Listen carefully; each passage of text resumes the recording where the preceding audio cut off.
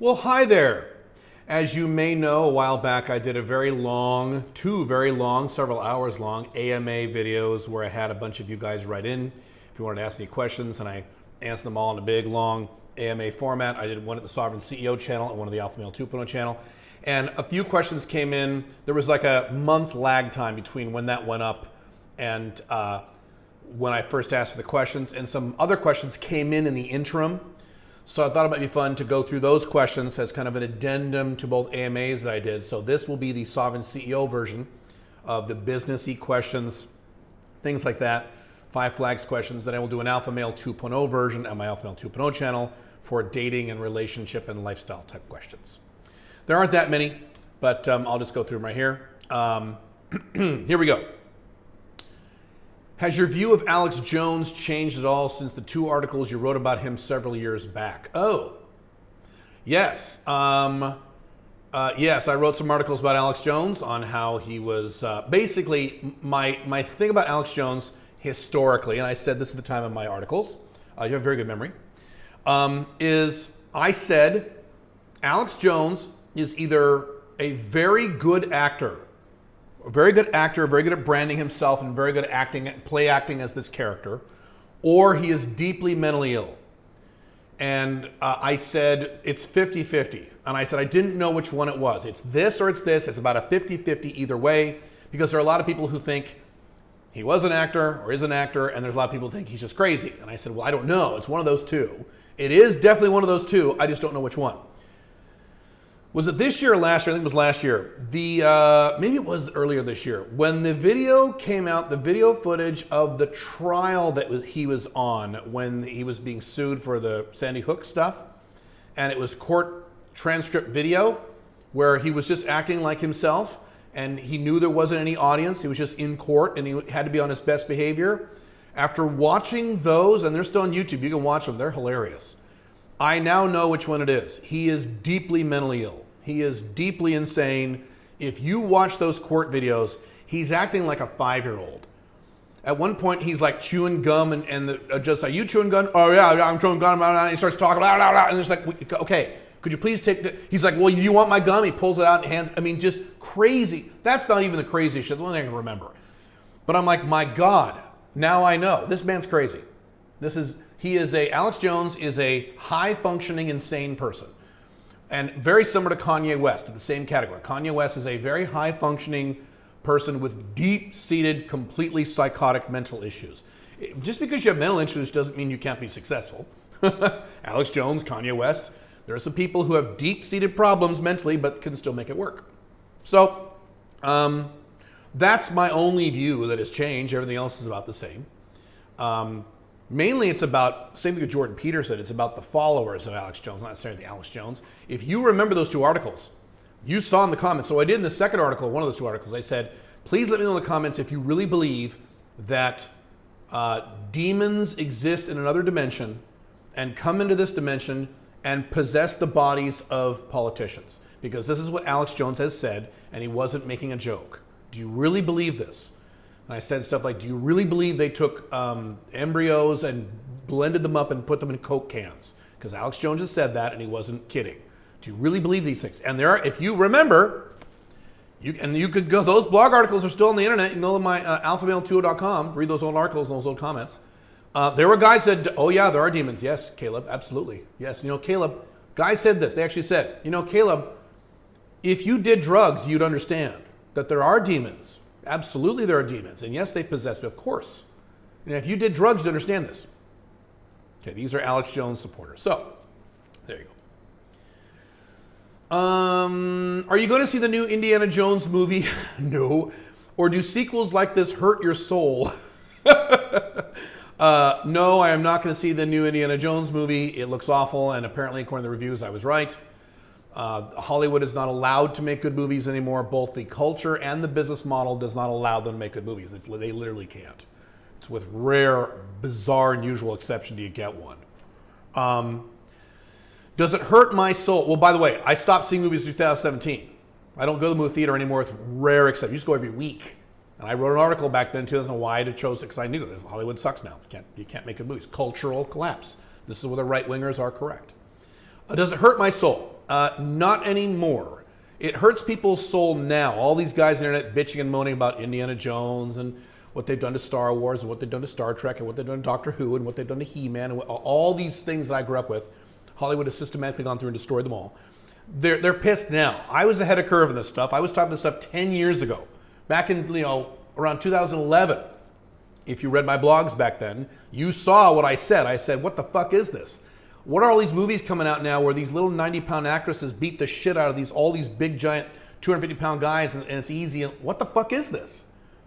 Even before that, 15 years ago, back in 2007, 8, where all of a sudden you had this hard left-wing messaging in all these different movies. I remember around 2007, I saw 3 movies in a row. I still remember this. 3 movies in a row in the theaters, because I used to see movies back then, back when they were good. But I remember I saw 3 movies in a row that had nothing to do with each other, all different kinds of movies. I saw one was, Shooter with Mark Wahlberg, an action movie. The next movie was called, I think, Man of the Year, which was a comedy with Robin Williams. So nothing to do with that other movie, right? Totally different. Different studio, different everything. The third movie was, I think, Children of Men, which was a Clive Owen apocalyptic future movie. 3 movies in a row, nothing to do with each other, and all 3 have this hard left-wing messaging. I went, what the fuck is this?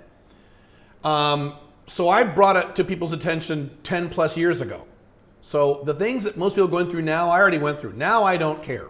It's the same thing as, collapse of the United States. That used to bother me 10, 15 years ago, but it bothered me 15 years ago when the politicians would go bail out a bunch of banks like in 2008. A bunch of corrupt bankers who, screwed the banking system almost on purpose, and then you and I had to bail them. I said, what the fuck is this? That's when it pissed me off. Today I'm like, I don't care. I've accepted it emotionally. I'm moving out of collapsing USA. I don't care anymore. So no, they don't hurt my soul anymore. And at some point, all of you who are furious about these things now, hopefully in 10 years, you'll get over it. Or you'll be like Trump supporters and say, well, we got to get Ron DeSantis in there and then we'll be okay. Everything will be fine. And then movies will be good again. And okay. Let's see. When you invest in real estate, what are the primary numbers you look at? Application, cap rate, or something else? So I don't look at application, appreciation, excuse me, I can't read. What I look at, this is me now, is cash flow, which is different than cap rate. Because cap rate is a good way of comparing 2 pieces of property in any given neighborhood, comparing apples to apples. The problem with cap rate is that it doesn't give you the true picture of what the expense is on that property based on the financing you do on that property. So if you bought, a $1 million property and I bought a $1 million property, but I put 50% down and got way less interest than you, then my cash flow would be very different on yours, even though the cap rate would be identical. Does that make sense? So to me, it's about cash flow. How much do I put in? How much profit do I pull out? That's the bottom line of all numbers in my view, in terms of real estate. So that's what I look at. Appreciation too, and I do look at cap rate too. Those are important, but that's not the most important thing in my world. I look at cash flow. How much do I put in? How much do I get back? You can't really tell that with cap rate. Buying real estate, I've said many times, is not like investing in a stock or buying Bitcoin. It's a hybrid between an investment and a business. Please give your opinions on Joe Rogan, Dan Coe, and Patrick Bet-David. Okay. Joe Rogan is fantastic. 100% support him, even though I don't agree with everything he says. He is left-wing on every issue there is except for gun control. So I don't agree with him politically, but I think he's fantastic. He is what we need right now. He is honest. He's an honest actor. He's not full of shit. He brings on both sides. He's reasonably objective. When you start talking about weed, then he loses objectivity. But no, I think Joe Rogan is fantastic. Great. Dan Coe, I've seen maybe 2 of his podcasts. I'm not a huge fan, but he's fine. He comes off a little arrogant. I've accomplished so much in my life. The reason I've accomplished so much in my life, I've seen him say that a few times, and that kind of sets off little red flags for me. But other than that, he seems fine. I don't really know much of him. Patrick Bet-David, okay. Patrick Bet-David seems like a very nice person. He is a hardcore traditional Republican. So if we vote for Republicans, we turn the country on, that kind of guy. Very simple political thinking. I can't listen to Patrick Bet-David because the way he communicates in his podcasts. It's just the way he talks. I can't stand it. He'll say things like, you know what my question for you is? This is my question. My question for you is this. For fuck's sake, he does this all the time. And then he'll have a guest on who's a good guest. You want to hear the guest, and he'll be arguing with the guest. And the guest say, well, no, I believe in this. And then Patrick Bet will say, okay, you're in a car, and you're in the front seat of the car, and your sister's in the seat next to you, and in the back seat you have 3 babies, and you're driving down a freeway at 65 miles, and he goes on and on with these stupid analogies.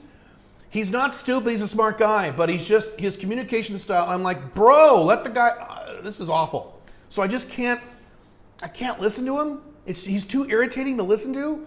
I'm a kind of get to the point kind of guy. So he's also, so nothing against him personally, he seems like a very nice person. He seems like a good guy, okay? But I just can't, very different style than I've got. By the way, Patrick Bet-David and Alex Hormozi are 2 good examples of people who were wealthy before they were on the internet and they bought their internet fame. I've seen what Patrick does behind the scenes and how he grew his internet following, because he was just the valuetainment guy and then he became this big podcaster and political guy. And nothing wrong with that, but that's just an interesting example of that. So. What are some business techniques that you use now that you didn't have to use years ago when your business was smaller? Well, there's a lot. And really, in my view, it is not about new techniques, it's new things you need to pay attention to. So, there are new things in my companies I have to pay attention to today that I did not have to pay attention to at all 5 years ago. Well, here's a big one that I've been wrestling the past 12 months off and on. The difference between profit and cash flow. Now, if you're not an entrepreneur, if you're not a business owner, you don't even recognize the difference. What's the difference? If you make profit, you have money. No, cash flow and profit are 2 radically different things. You can have a lot of profit and very bad cash flow, which has happened to me several times in the last 12 months because I've expanded my companies. You can also have fantastic cash flow and horrible profit. There are companies like that, especially like product-based businesses, where you're making money, revenue, I should say. You're making hard revenue every month, and you have all these expenses and infrastructure. At the end of the year, you make $50,000. So you have good cash flow, but you have horrible profit. So anyway, things like that. 5 years ago, I didn't have to worry about cash flow. Didn't give a shit at all. I didn't worry about this. Now I do. I have to manage cash flow. I have to actually hire a CFO pretty soon for these cash flow things. So other things like outsourcing, the way in which you outsource things when you get into, the way in which you outsource stuff, if you have your own business, when you're making, $300,000 a year is very different than you're making $3 million a year. It's completely different. In both cases, you're outsourcing, but it's on a completely different level. You can't even compare the 2 things. For example, something I've had to start doing in the last few weeks is when people do Loom videos to create SOPs for their team, which is great, we do that. I am now recording almost everything I do. I'm recording everything I do. I'm just going to hand it to my team and say, figure it out and put it in SOP and figure out who does this.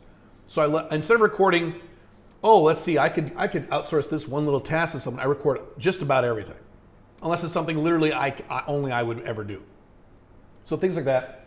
It's just new things you have to pay attention to, and it's hard work.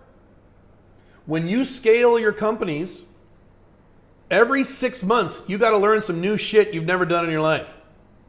And it's lame, and it's frustrating. But it goes back to, do you want the big money or not? I've talked about this many times. In 2018, I made a decision. I said I could either stay here at $450,000 a year and just take it easy for the rest of my life and just ride on that the rest of my life, which was an option for me, or I could go for the big money. And it took me several, and one of the advantages of staying small, if you consider $450,000 small, because it is small, staying small is you don't have to scale. You don't have to worry about learning new skills or screwing around, all these other issues. You don't have to do that because your business stays the same more or less forever, right? I chose otherwise. I chose to go after the big money. And so several times in particular, the last 2 to 3 years, I've had some little conversations with myself. I'm like, God damn it. I got to learn how to do this now. Fuck. And then the other part of my brain says, do you want the money or not, little boy? And I said, yeah, I want it. Well, suck it up, buttercup. Get to work. Stop complaining. Get to work. And I go, yeah, you're right. These are very brief conversations. But yes, there's a reason why 1/3, I think it's 0.3% of the Western world makes 7 figures. It's hard work, and most people don't want to do it.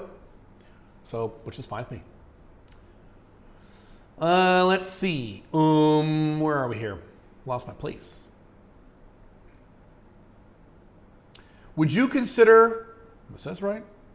Yeah, that's right. Would you consider El Salvador a valid flag now that Bukele has made all these amazing reforms and turned the country around? Okay, there's 2 sides to this, okay? Side 1, and they're both accurate. First side, what he's done is pretty impressive. I'm impressed. I was skeptical for a while. I'm officially impressed. He has turned a lot of shit around. He's making all kinds of reforms, most, not all, but most reforms are reforms I would make as a libertarianish guy. He's not a libertarian, but he's hard in that direction.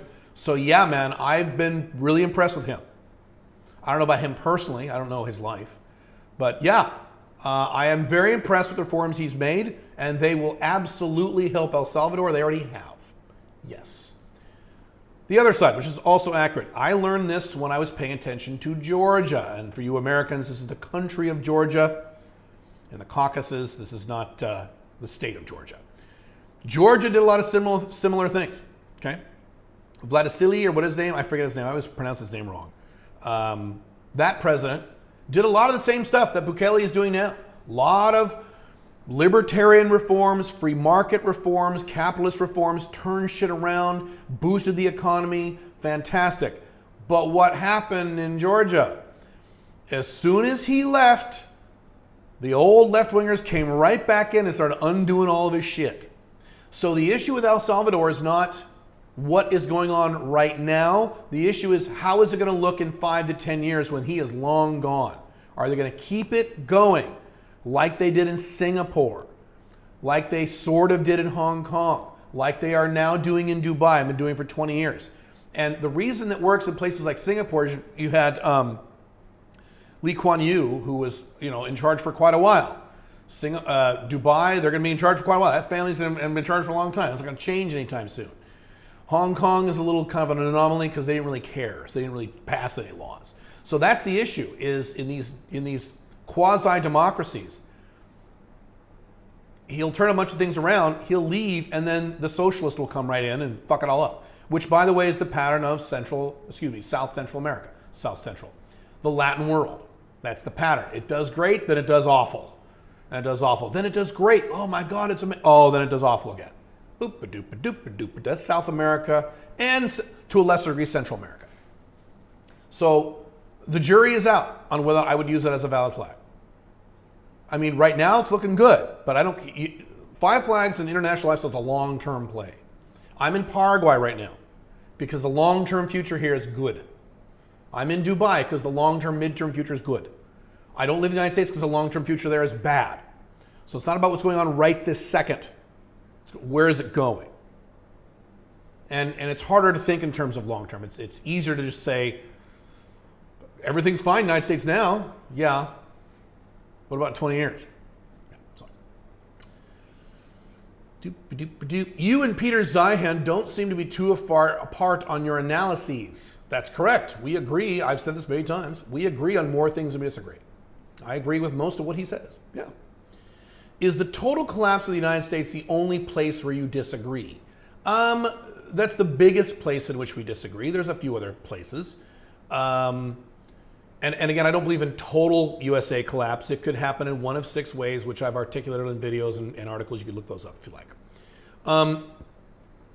That's probably the biggest one, yes. But there's some other ones, like he has predicted that China will collapse in 7 years. Okay, China's not going to collapse in 7 years. It's just not. And in 7 years, he's going to look really stupid. Unless he changes his mind and says, oops, I was wrong. And I don't know how he's going to handle this in 7 years. He literally has said China will collapse by 2030. It's almost 2024, not almost, it's 2023, 7 years. No, I'm sorry. It's not going to collapse in 7 years. He's wrong. And I know why he says those things. You can watch my Peter Zeihan videos I did on why he says those things. I mean, those are the big things. Most other stuff I agree with. I mean, little things like he thinks Germany will collapse. Correct, it will. But France will do just fine. No, it won't. Have you seen what's going on in France right now? Right now, what's going on in France? But you said, Caleb, it's about a trend. Right. France is fucked. Now, yes, it's not as fucked as Germany, of course. That's a pretty easy bar to pass. But no, so I disagree with him on a few of the fringes. But on the bulk of his analysis, I agree. Yeah. Okay, last question. What is your opinion on Uruguay? Uruguay is fantastic. I am actively working right now to set up a Get Residency in Uruguay service. It will probably be next year. So it's going to be some time. But Uruguay, I want Uruguay to be my 5th country that Sovereign CEO helps people service. So we do Get Residency service in Mexico, UAE, Dubai, Armenia, here in Paraguay, and we used to do Panama. I've eliminated Panama because you can watch that video. I need to replace that with something else, and that's going to be Uruguay, baby. Uruguay's awesome. Uruguay is very similar. It's not similar to Panama. Paraguay. Too many names. It's not as rough as Paraguay. It's not as low end. If Paraguay turns you off because the infrastructure isn't that great, Uruguay is where you want to be because that's almost first world. Not quite. It's low end first world. So Uruguay's great. Is it perfect? No, there are some problems. The people there literally voted in a plebiscite to vote in their own income tax. The government literally said, would you like us to charge income tax on you? And most of the people said, yes, charge us income tax. So it's not perfect. Welcome to, again, South America. But Uruguay's great. Huge fan. Highly recommend. It's awesome. That's it. If you are curious, you can head over to my Alpha Male 2.0 channel and check out the extended AMA video I did there. And I will see you very soon. Bye.